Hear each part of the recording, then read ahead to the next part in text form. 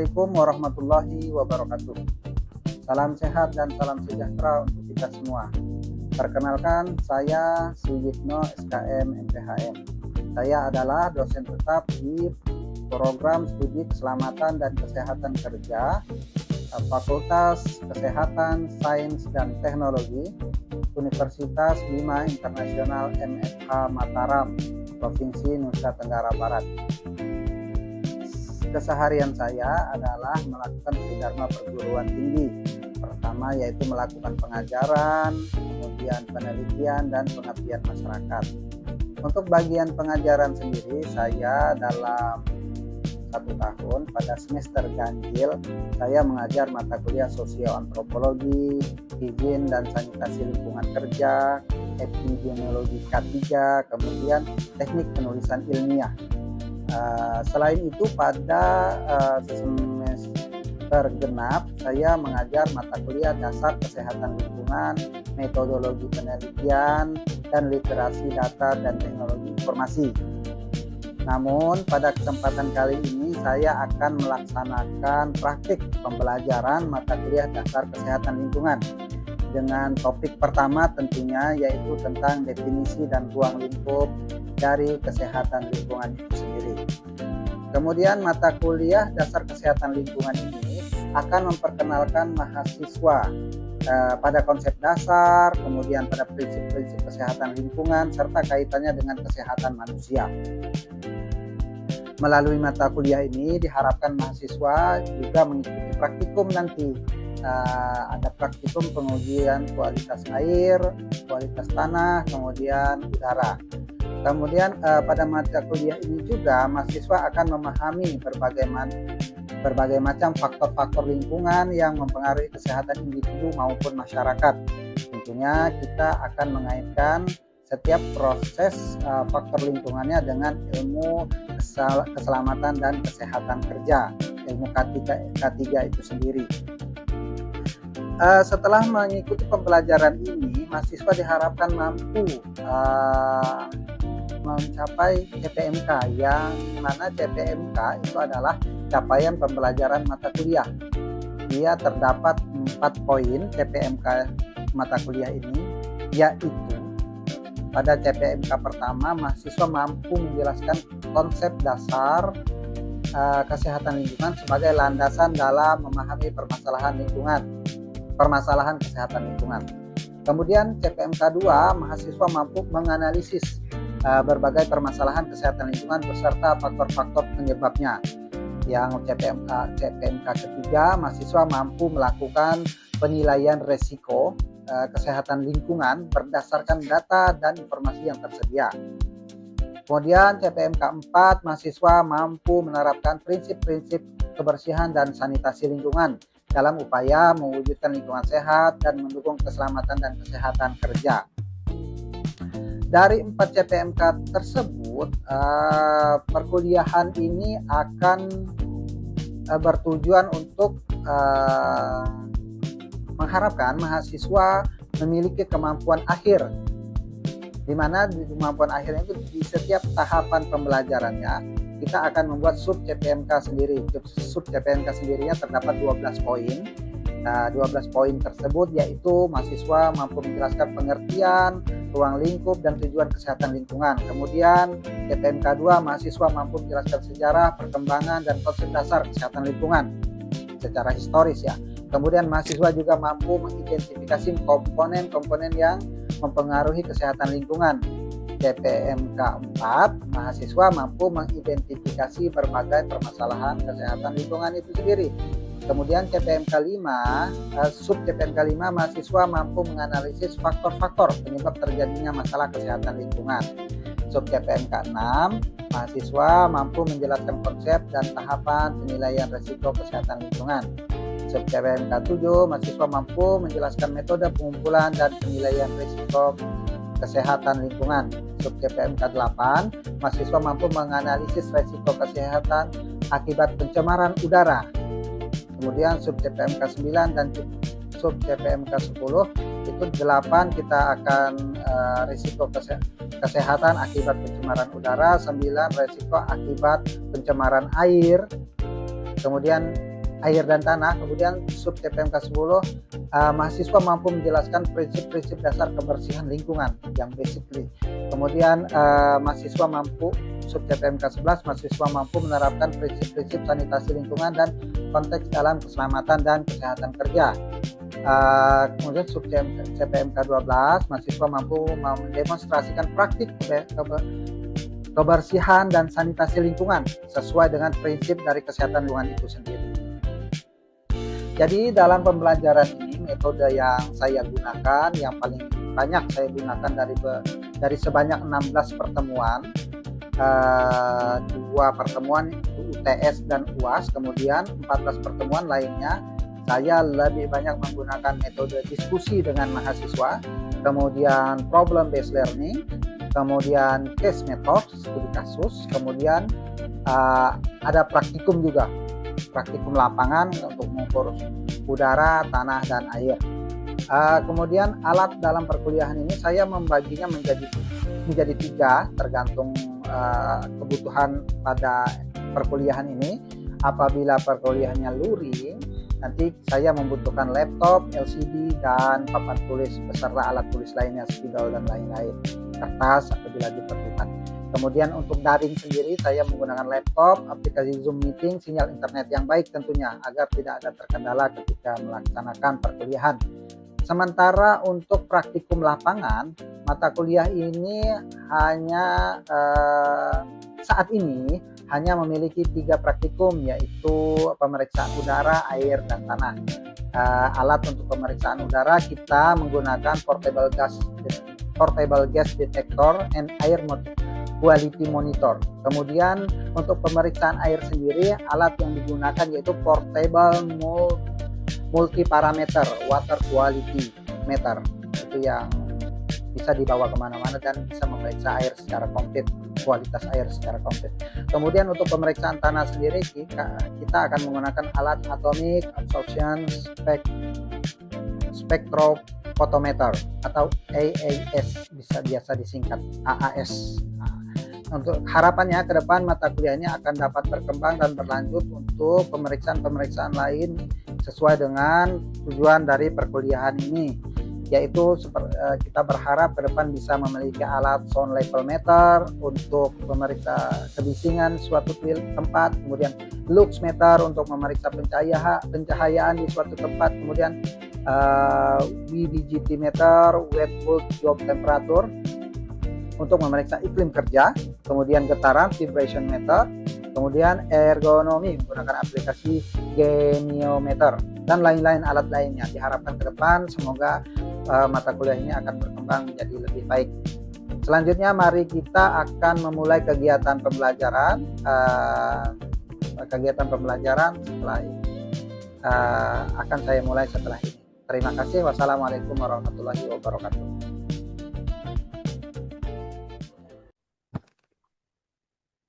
Assalamualaikum warahmatullahi wabarakatuh. Waalaikumsalam warahmatullahi wabarakatuh.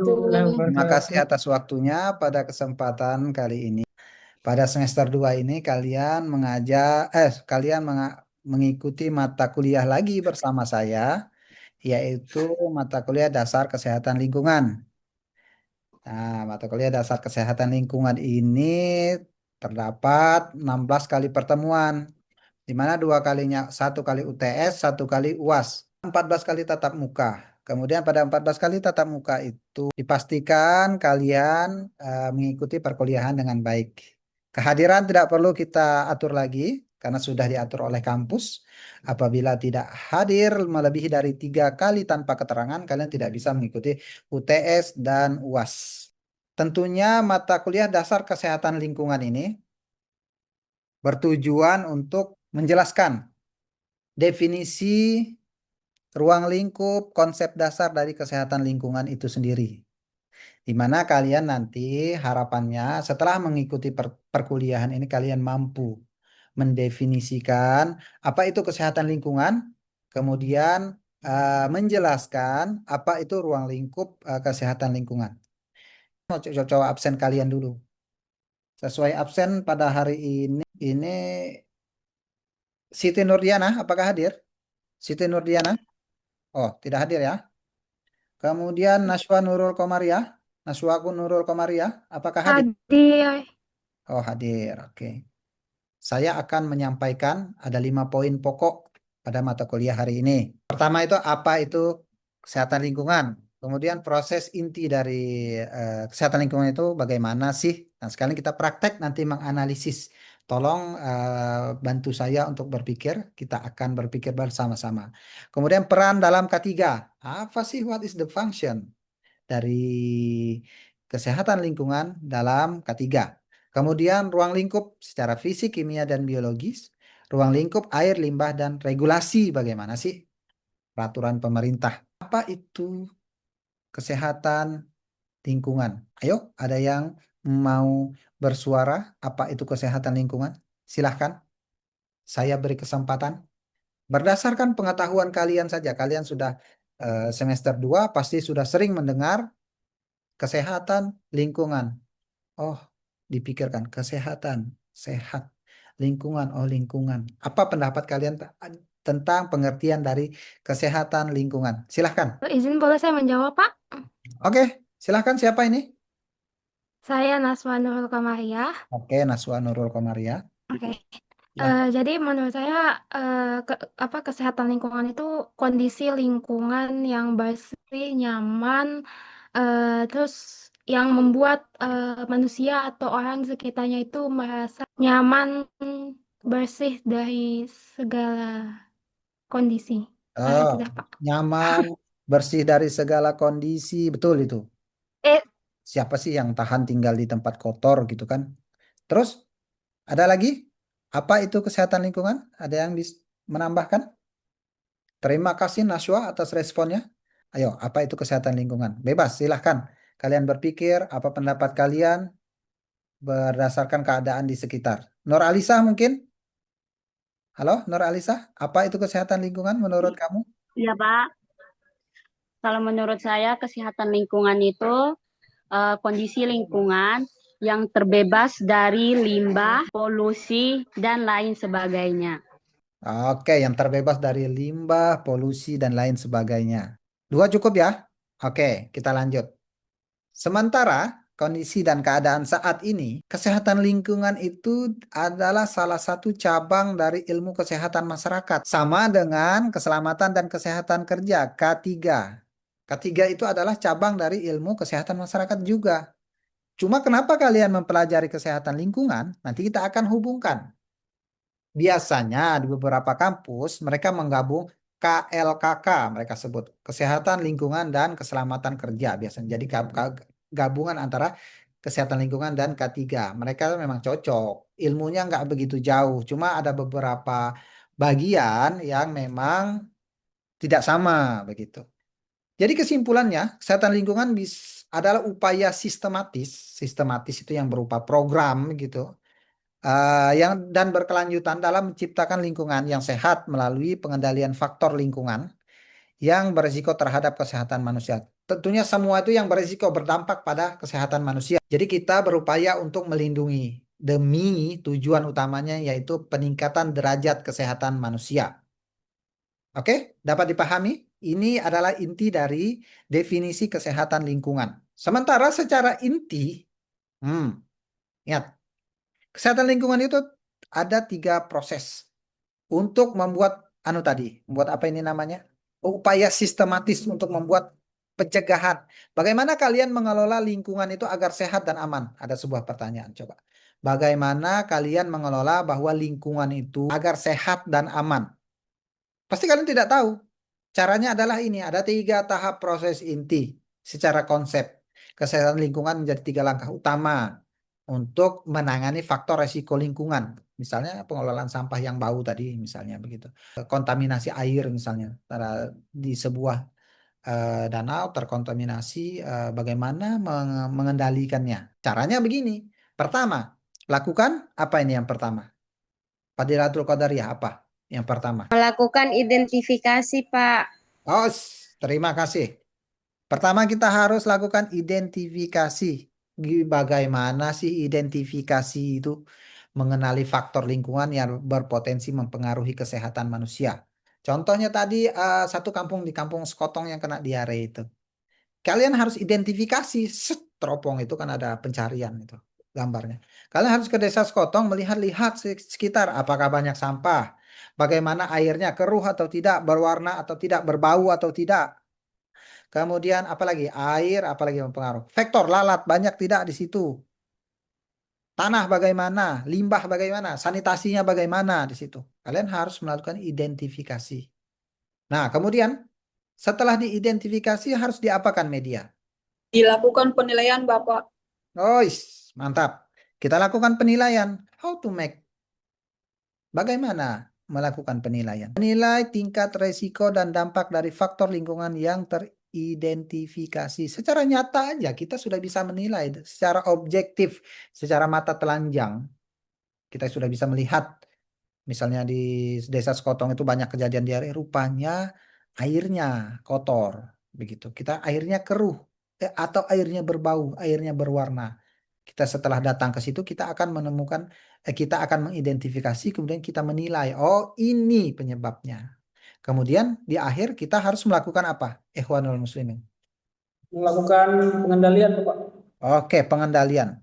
Pengendalian ini menerapkan langkah pengendalian untuk mencegah gangguan kesehatan.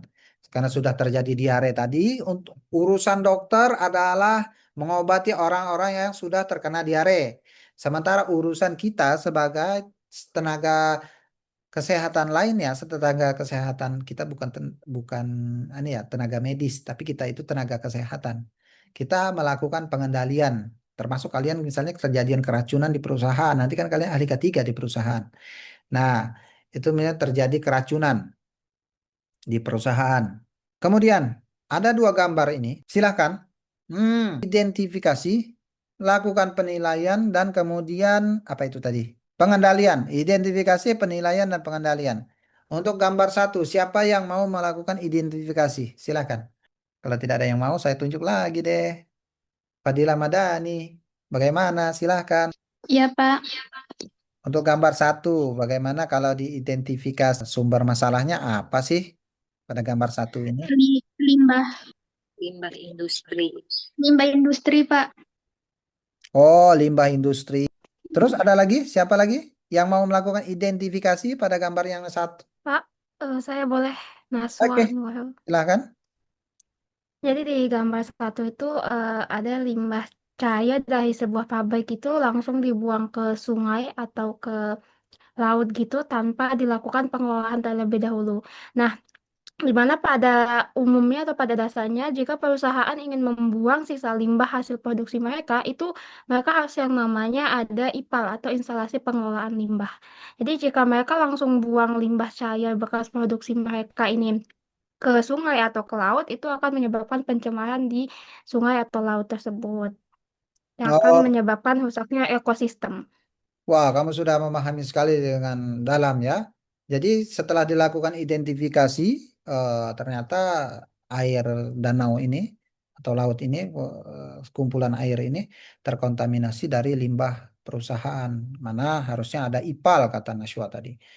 Jadi IPAL itu berfungsi untuk menyaring, mengolah air itu di mana air yang keluar itu jadi bersih gitu ya dan layak untuk lingkungan sekitar.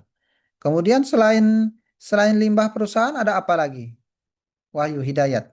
Mungkin warga masyarakat di sekitar itu masih sering membuang sampah di sungai-sungai yang bisa menyebabkan terjadinya juga pencemaran lingkungan di air tersebut, yang Hmm, bisa saja menyebabkan tadi diare tersebut, Bapak, yang Bapak jelaskan tadi. oh ya, dari gambar ini bisa kita lihat ya, ada botol-botol, ada plastik-plastik ini merupakan sampah dari manusia kehidupan kita sehari-hari, sampah rumah tangga juga.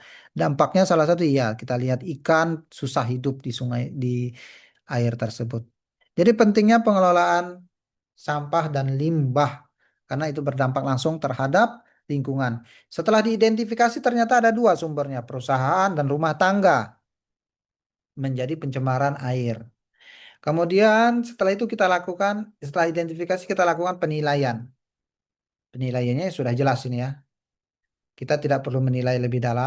Kita harus apa? Agar masyarakat pengelolaan sampahnya Bagus. Bagaimana Ernawati menurut kamu? Tidak membuang sampah sembarangan, Pak. Ya, ini pengendaliannya bagaimana kita mengendalikannya agar masyarakat tidak buang sampah ke sini. Menurut kamu gimana? Menyediakan tempat sampah. Oke, kita menyediakan tempat sampah. Anggap saja nanti kita bekerja di Dinas Lingkungan Hidup, menyediakan tempat sampah. Menurut Muslimin bagaimana? Pengendalian sampah rumah tangga ini agar tidak dibuang sembarangan. Bagaimana, Ikhwanul Muslimin? Atau ada yang ingin menambahkan? Saya, Pak. Oke, silakan. Menurut saya itu yang pertama itu menyediakan tempat sampah yang memadai, Pak. Yang kedua, lakukan edukasi dan sosialisasi. Oke. Terus yang ketiga itu menerapkan aturan dan sanksi. Nah, itu pemberdayaan masyarakat bagus sekali. Pertama kita sediakan bak sampah. Kalau kita tidak mampu, kita lakukan edukasi. Untuk gambar 2, pertama kita lakukan identifikasi. Silahkan identifikasi gambar 2. Izin Bapak, boleh? Wah, ini sepertinya ada Novi Fitrianti ingin bicara, tapi mic-nya sedang rusak. Oke, silahkan yang laki-laki tadi. Mulai hidayat Bapak. Nah, Ya, silahkan lakukan ini identifikasi. sama halnya dengan yang gambar 1. Nah, ini juga masyarakat sekitarnya itu masih buang sampah di sekitarnya, padahal sudah disediakan tempat sampah. Namun sepertinya ini tempat sampahnya masih kurang, Bapak. Harusnya bisa disediakan tempat sampah yang organik, non-organik gitu, Bapak. Oh, Karena meskipun disediakan tong sampah, namun masih banyak sampah yang belum ditaruh pada tempatnya. oh, masih belum ditaruh pada tempat yang berhamburan ya. Ada identifikasi lain untuk tambahan? Oke, saya kira cukup. Kemudian setelah identifikasi kita lakukan penilaian. Bagaimana melakukan penilaiannya? Menilai tingkat risiko dampak dari faktor lingkungan yang teridentifikasi. Dampaknya apa ini? Ketika ada faktor lalat, tikus tinggal di situ, membawa penyakit pes, lalat membawa penyakit diare, dan lain-lain. Kemudian mengganggu kesehatan masyarakat. Pengendaliannya bagaimana? Solusinya tadi ya, itu TPA, tempat pembuangan sampah akhir.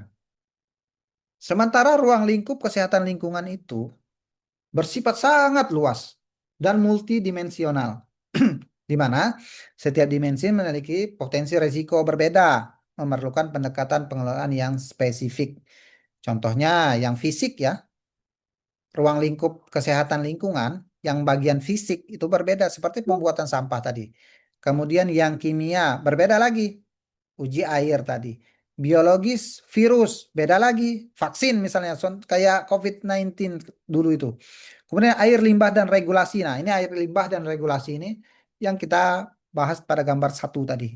Ruang lingkup air bersih dan sanitasi. Ini secara spesifik kita harus memahami ruang lingkup kesehatan lingkungan yang membahas tentang air bersih dan sanitasi, di mana sumber air di sebuah wilayah itu sangat penting untuk kestabilitas kesehatan masyarakat setempat. Bagaimana kita bisa mengelolanya tanpa menimbulkan dampak kesehatan bagi pekerja dan masyarakat. Kalau kalian ketiga khususnya pekerja, kalau orang kesehatan masyarakat bagi masyarakat.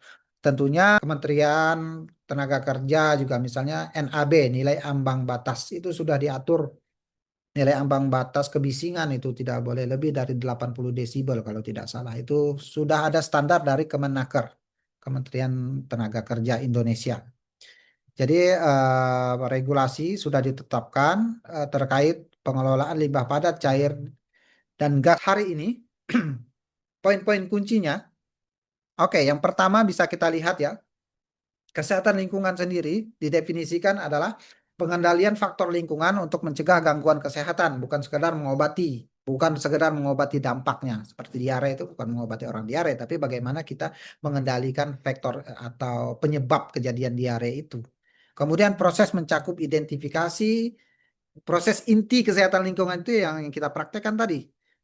Identifikasi, penilaian, dan pengendalian resiko lingkungan.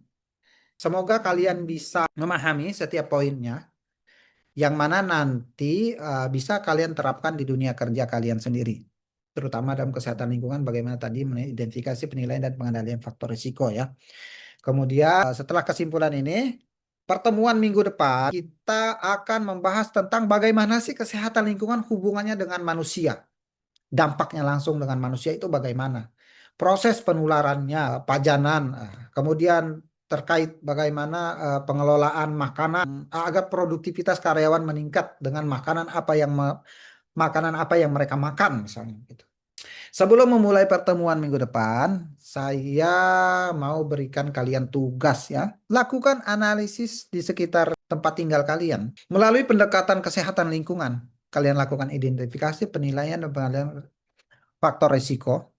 Nanti sebelum memulai materi dampak langsung kepada manusia pada pertemuan minggu depan, kalian beberapa perwakilan nanti akan mempresentasikan hasil analisis identifikasi penilaian dan pengendalian risiko di lingkungan tempat tinggalnya. Nanti apabila pertemuan minggu depan dimulai, kita lakukan presentasi kalian, beberapa orang saja perwakilan, nanti random saya tunjuk.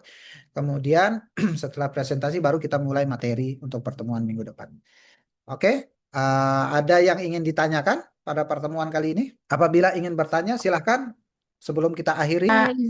Oke, ada berapa orang? Dua orang? Siapa duluan? Mungkin bisa saya duluan, Pak. Iya, Mas, silahkan. Nah, ini Pak, kan pernah saya dengar tentang analisis dampak lingkungan atau AMDAL itu, Pak. Nah, misalnya aja kalau sebuah perusahaan itu kayak di contoh tadi itu kan dia langsung buang sembarangan, kita beranggapannya mungkin dia belum ada IPAL-nya. Nah, maksudnya gimana sama dokumen-dokumen AMDAL-nya yang dimana kan yang pernah saya pelajari itu kalau sebuah perusahaan mau bangun gedung atau perusahaan itu dia harus lengkap apa namanya dokumen AMDAL-nya itu. Nah, gimana dokumen AMDAL-nya itu gimana ya bahasanya? Pokoknya kenapa dia bisa buang apa limbah yang dihasilkan itu bisa mencemari lingkungan. Betul sekali. Pertanyaan sangat kritis sekali. Terima kasih Naswa atas pertanyaannya. Sekali pertanyaan kalian, saya tidak menyangka artinya kalian memperhatikan perkuliahan ini dari awal sampai akhir. Oke, gambar yang A kita contohkan tadi. Setiap perusahaan ketika ingin dibangun itu wajib memiliki dokumen AMDAL. Betul, sangat betul. Kenapa kok perusahaan ini membuang sampah? Ini contoh aja. Perusahaan biasanya dia memang wajib ada IPAL-nya. Nah, memang ada beberapa perusahaan yang nakal. Tapi banyak sih di berita. Kadang tiba-tiba di Jawa Barat itu air sungai itu berubah menjadi biru. Kadang tiba-tiba muncul busa banyak. Wah, ini fenomena alam kata mereka. Padahal itu adalah limbah-limbah pabrik yang dibuang secara terselubung. Biasanya begitu. Kenapa mereka pabrik itu belum diolahnya menjadi layak buang, tapi sudah dibuangnya? Karena proses pengolahan limbah itu mengeluarkan biaya. Mereka mau menekan kos di situ. Jadi memang petugas pemerintah ahli K3-nya itu memang harus benar-benar mengontrol. Misalnya perusahaan sudah memiliki IPAL, IPAL-nya rusak, biaya perbaikan IPAL mereka berat di situ. Itu salah satu kos ya, karena faktor ekonomi. Jangan lupa tugasnya analisis di lingkungan sekitar. Nanti minggu depan presentasi sebelum mulai perkuliahan selanjutnya. Oke? Baik, Pak. Cukup Baik, sekian. Kak. Baik, Pak. Cukup sekian, sampai jumpa minggu depan. Semoga kita bisa lanjut dengan perkuliahan seterusnya. Sehat-sehat selalu. Pastikan kondisi tubuh kalian selalu bugar setiap hari, supaya bisa mengikuti perkuliahan dengan baik dan menjalani kehidupan dengan sehat-sehat dan bahagia. Terima kasih atas waktu hari ini. Sampai jumpa pertemuan berikutnya. Assalamualaikum warahmatullahi wabarakatuh. Waalaikumsalam warahmatullahi wabarakatuh. Waalaikumsalam warahmatullahi wabarakatuh.